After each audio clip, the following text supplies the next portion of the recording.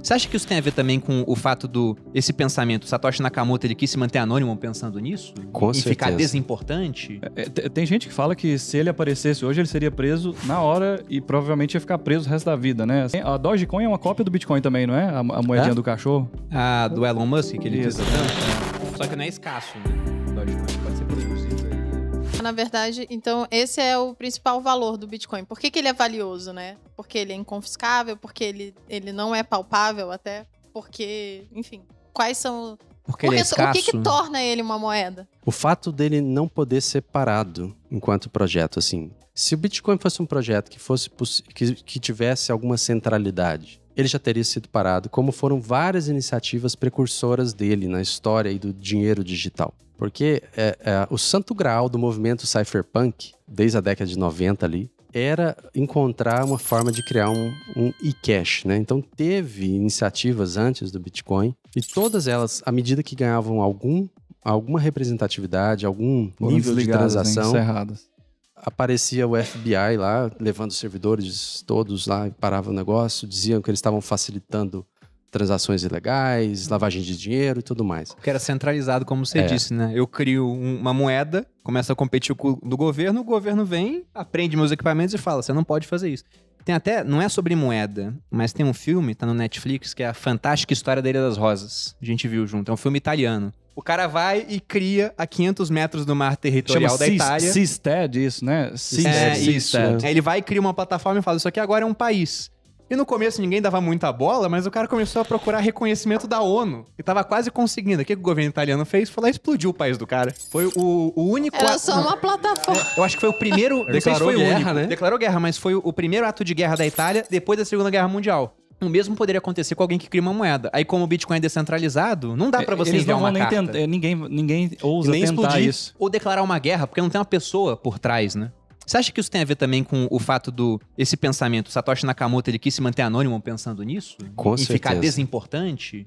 Tem gente que fala que se ele aparecesse hoje, ele seria preso na hora e provavelmente ia ficar preso o resto da vida, né? Assim, porque tem muitos crimes associados ao Bitcoin, né? E provavelmente seria eles vão... colocado como responsável. Para um governo associar isso para uma pessoa é muito simples, né? Eles não precisam de justificativa. Até porque é exatamente esse o problema dela ser... O problema pro governo dela ser descentralizada, né? Você não tem como controlar aquilo. Então, se tem um crime, lavagem de dinheiro. Pode rolar pro Bitcoin. Não estou dando a ideia. Mas pode rolar, né? Então, é difícil você... Eu gostava muito mais do mundo, Malu, antes de 2009, quando não tinha criminalidade ainda, sabe? Não tinha, né? Eu acho... Com o Bitcoin surgiu toda a criminalidade. Então, é só uma forma mais, né? Talvez um pouco mais facilitada de conseguir fazer, sei lá, fazer o dinheiro girar, mas não necessariamente, não é culpa do Bitcoin, só porque ele é mais fácil mesmo. Exatamente. Igual o dólar é usado para tráfico de drogas desde muito tempo, e você culpar o Bitcoin ou o papel moeda, que hoje também tá recebendo a culpa por isso. Sabia que era 2009 foi a criação do Bitcoin. É muito moderno. É esses dias. Sim, mas você culpar o Bitcoin ou o dólar por isso é equivalente a você culpar uma faca por um assassinato. E não um assassino em si, né? Você absolve o assassino e fala, a culpa é da faca. Mas pegando um gancho que eu gostei que você puxou, Boludinha, sobre o valor do Bitcoin. Então, tem o fato de ser inconfiscável, tem o fato de ser escasso, mas também sempre tem aquelas lebres levantadas, e até com uma certa razão, das pessoas que elas olham pro Bitcoin e falam, talvez seja meio exagerado. O fato de ser uma reserva de valor, como você falou. Então, pegando a opinião de vocês sobre essas questões, por exemplo...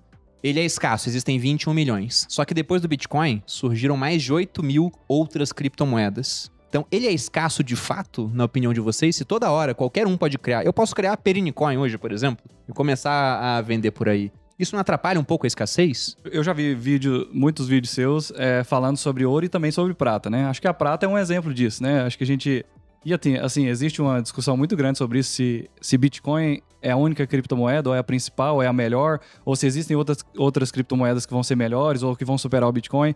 E assim, pra quem é maximalista do Bitcoin, aquelas pessoas que são maximalistas do Bitcoin... O que é o maximalista? É uma pessoa que acredita que o Bitcoin é o Bitcoin e as outras coisas são cópias dele. Acho que seria E ele vai prevalecer em última instância. Exatamente. E que nenhuma outra moeda vai superar ele em nenhum aspecto, vão ser né? franjas pra sempre os demais. Eu acho que eu sou maximalista.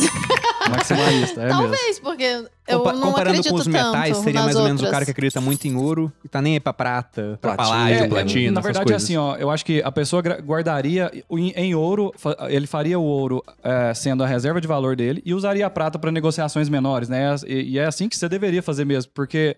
e tem um outro fator também sobre o ouro, que é o fato de... Como você verifica se aquele ouro é real ou não, né? Ou qual a pureza daquele ouro. Essa daí eu sei, é só morder. Não é tão simples assim. Eu sei que não é tão simples. Mas o que a Malu falou é porque o ouro puro, ele é meio mole, né? Então aqueles filmes de faroeste, onde o cowboy pegava a pepita e mordia, por que isso acontecia? Pra ver se ficava a marca do dente. Só que realmente não é fácil você verificar se o ouro é verdadeiro Exatamente. ou não. A China já adulterou ouro, já. No mercado formal, igual você conhece algumas corretoras aqui no Brasil mesmo, que você pode comprar ouro e mandar pra sua casa e tudo mais.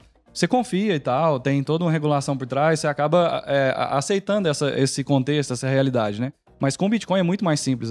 O fato dele ser verificável pela internet num explorador de blocos é muito simples de se verificar, né? E você tem a certeza de que tá ali, né? O inglês é a língua franca do mundo, né? E houve uma tentativa de se criar uma língua que não tivesse tantas exceções e tanta dificuldade de aprendizado, uma mais fácil para ser aprendida. Ela era superior ao inglês nesse aspecto, para ser língua franca.